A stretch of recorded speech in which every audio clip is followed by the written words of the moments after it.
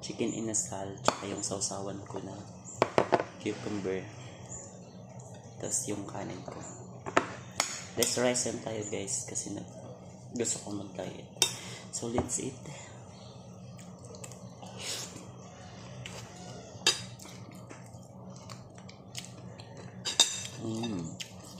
Ang sarap guys. Ito meron tong sabaw ng ginataang hipon na natira nila kuya kagabi.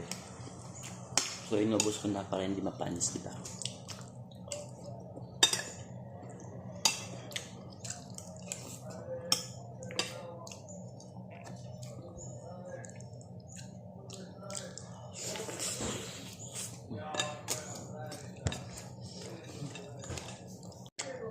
So in fairness, masarap yung pagkakamarinate ko.